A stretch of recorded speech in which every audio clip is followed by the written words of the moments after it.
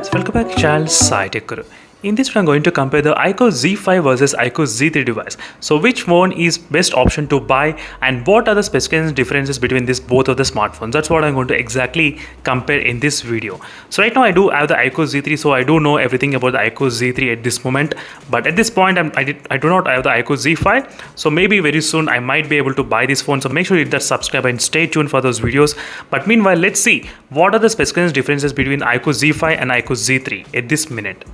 So let's start with the basic first with the processor. In terms of the processor wise, the iQOO Z5 will be having the Snapdragon 778G processor. So which is quite similar to the another Snapdragon processor which I do have, which is a Moto H20 device. As you can see, I do have the Snapdragon 778G. I do know a little bit kind of 778G. It's kind of really stable performance as well. But not only that, you do get the LPDDR5 RAM type and UFS storage 3.1. These two are really very additional bonus advantages in terms of the performance wise. It's really very solid points the iQOO Z5 has got right now.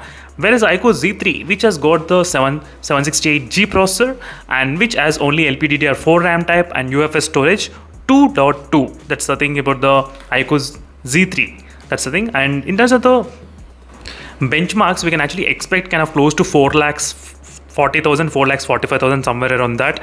But iQOO Z5 benchmarks has been kind of close to 5,60,000. That's what the advertisement the iQOO team they are trying to do in the Instagram. So try to take an average, maybe 1 lakh more you're actually getting than the iQOO Z3 in terms of the benchmarks wise. Another benchmark, that's what I'm going to exactly mention. And as you can see, UFS storage 2.2 and the 3.1 in terms of the UFS storage. So definitely in the performance segment, it makes a lot of sense. The iQOO Z5 is the best option. Next, regarding the display segment, is the one of the biggest disappointment for this phone. Yes, trust me friends, if this phone has got the Super AMOLED panel, that could be a really good hit for this phone, but they absolutely lost this time as well. I'm not sure why they are making like this, so even I'm really pissed off at this point. But still, we do have the IPS LCD and 120Hz, and still we are not sure about the price range. That's what. So still we are not sure. If it comes close to 20k, no one will ask for AMOLED panel, but still, if it is close to 25,000 and without AMOLED panel, only few phones will be able to find like that. So that's not fair right now in the 2021. And IPS LCD 120Hz, 240Hz touch sampling rate, 240Hz, that's kind of improvement from the 180Hz touch sampling rate. 650 nits of brightness, that's also kind of improvement. iQOO Z3 has got, I think, close to 420 or 450 kind of nits of brightness.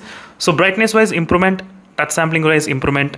Screen size also slightly bigger, 6.67 inches versus 6.58 inches. And there's another biggest improvement which is about this notch. So which we don't like this kind of notch, and we do like punch hole displays. That's also biggest improvement which we can actually see at this moment. That's also a good point in terms of the display. So overall, even in the display segment also, it feels slightly better in the iQOO Z5 in terms of all the improvements and everything. Not bad, except that AMOLED panel. Still, whenever I think about that, I'll definitely get angry. But that's still, and you can see the battery. Phone weight is of close to 193 grams. And iQOO Z3, the weight is about close to 185 grams.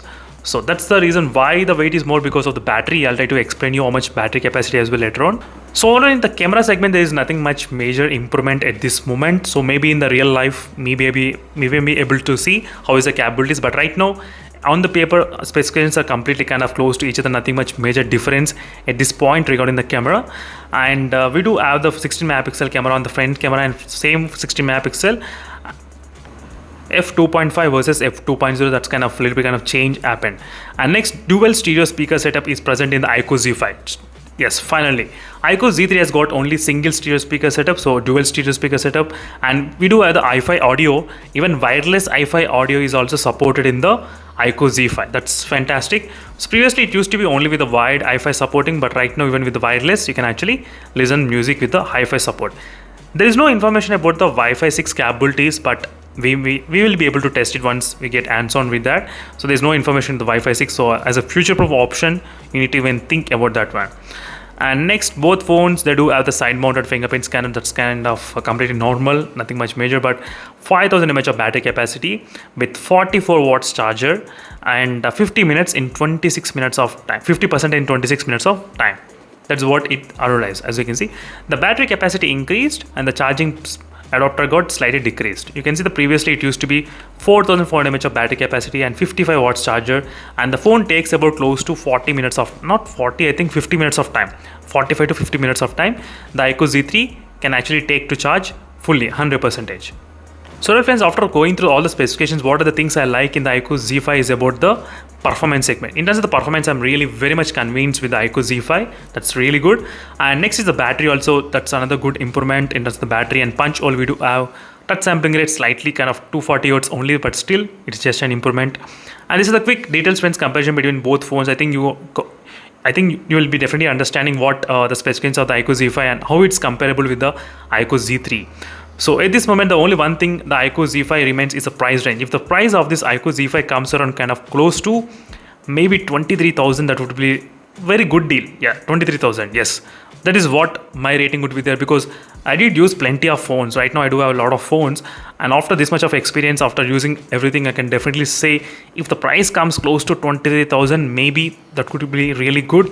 Another reason can be because of the competition. Right now we do have the other Snapdragon 778G phones going to get released. So to come with that kind of competition, something should be special, right, in this phone. So there is no Super AMOLED display, there is no AMOLED. That's another disadvantage, but the price maybe can be the special thing in this phone. That's what I'm interested at this point. That's it friends, thank you for watching this video, and in case if you're having any other queries, let me know in the comment section below. What do you think the price of the iQOO Z5 gonna be? My guess would be kind of close to 23,999, maybe 24,999, and giving the bank discounts if you buy in the first flash sale, maybe 2,000, something like that. That's what my expectations are at this point.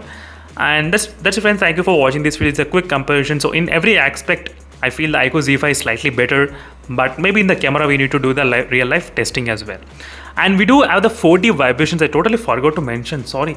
Yes, 4D vibrations in the iQOO Z5 we are getting, which is similar to the iQOO 7's linear vibration. Yes, so this is going to be another fantastic experience. As I said, I did like the vibrations in the iQOO 7 more. I did not enjoy that much the vibrations in the iQOO Z3. I did not like it much, but I did like the iQOO 7's vibrations very, very much. That's the one thing which I can definitely say that in terms of the haptic vibrations. Over friends, these are the few things which I am really interested. UFS storage 3.1 and LPDDR5 RAM type. The combination makes the, I think, iQOO 7 really good in terms of powerful. That's what the iQOO team did mention, that 560,000 plus of Antutu benchmark score. As you can see, that is what the iQOO Z5 is capable of having the benchmarks, 560,000. Let's see in the real life how much the Antutu benchmark score of this iQOO Z5 gonna be there. And don't forget to comment below what are your thoughts, and don't forget to check the playlist for more information of the iQOO Z3. In case if you want me to do, definitely I'll try to upload more and more videos. See you in the next video, and stay tuned. Meanwhile, signing off. Bye.